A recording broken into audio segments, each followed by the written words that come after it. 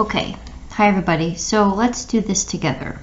If you have a calculator, take one out, and then also take out your notes on rational, irrational numbers.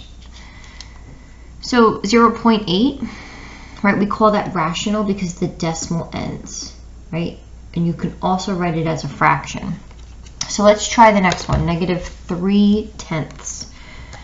So if you need to use a calculator, you can. So this would be -0.3. And so this would also be rational because it is a decimal that ends. And if you can see, it's already a ratio of two integers. The square root of 40, I would recommend that you use a calculator. And if you look on the calculator, so see how the numbers do not repeat? And according to the calculator, it does not end. So this would be irrational. I'm focusing more on this column rather than this column. Okay, the square root of 81 is just 9. So that would be rational because it's a whole number.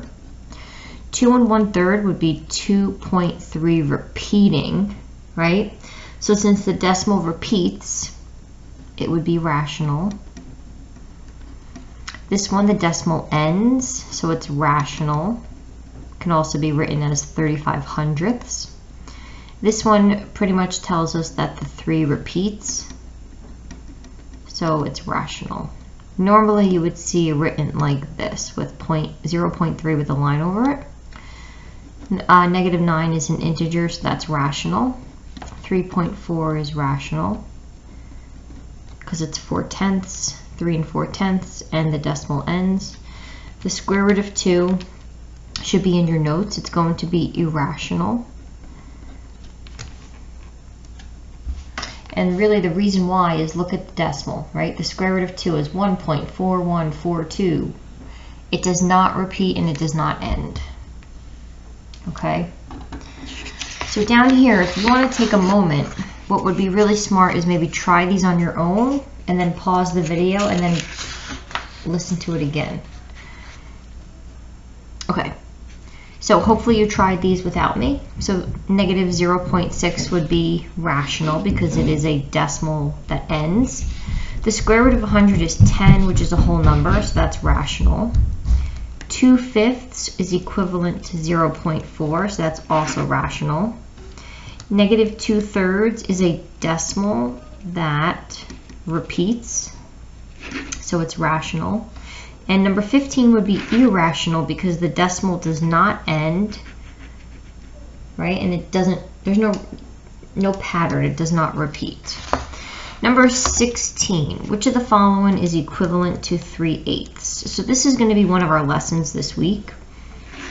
Okay, so 3 divided by 8 would look like this. Now, yes, you can use a calculator today, but during the lesson, we're not going to be able to use a calculator because we want to know how to do that by hand. Okay, so if you did try it, it is D. All right, let's try a few more.